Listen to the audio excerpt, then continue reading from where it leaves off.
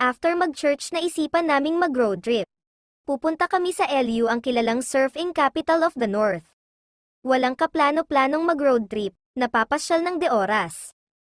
Sabi nila kapag walang plano ang lakad natutuloy ito agad. Kaya tara samahan ninyo akong pasyalin ang LU.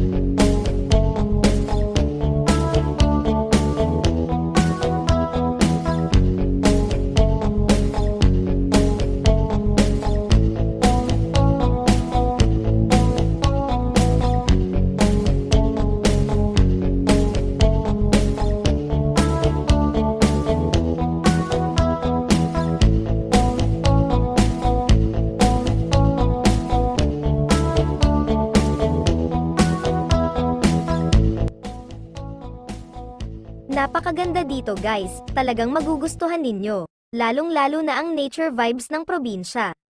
Mabubusog ang inyong mata sa magagandang tanawin.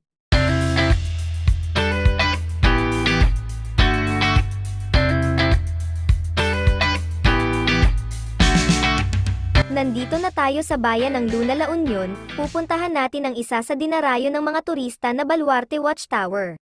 Nasabi nila na ito ay isang iconic watchtower, dahil kilala ito bilang unique architectural design at sa nakakamanghang overlooking Baluarte Bay sa kanilang lugar.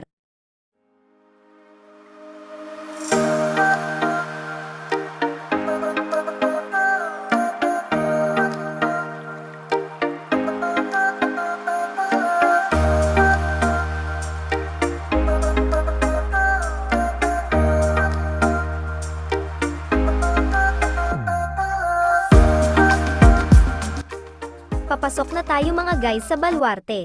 Nga pala medyo masikip ang daan pero kaya naman ang sasakyan dito. Hanap muna tayo ng pagpaparkan guys bago tayo pumunta ng tower.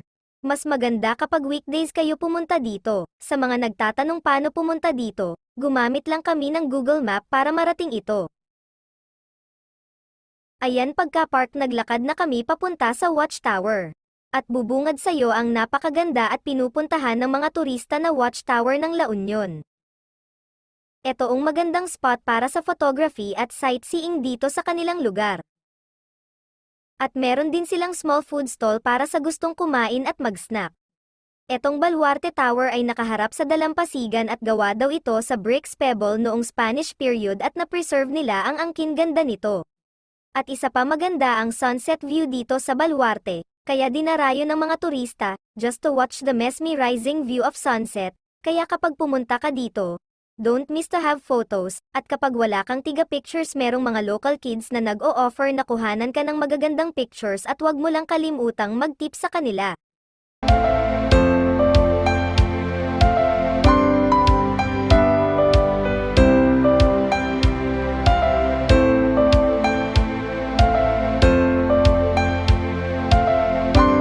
Dahil gutom na tayo guys, daan muna tayo dito sa ating favorite food restaurant. Masasarap ang kanilang pagkain dito, for sure magugustuhan ninyo. Meron silang branch sa Baguio, Pampanga, Dagupan at La Union, kaya tara na guys.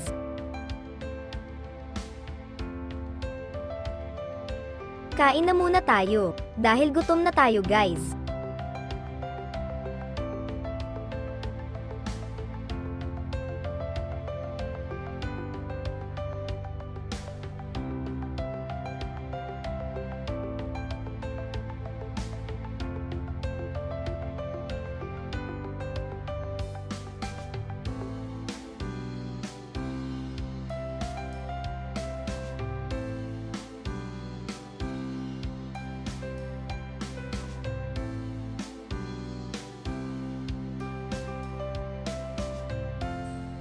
See you in my next vlog. Bye-bye!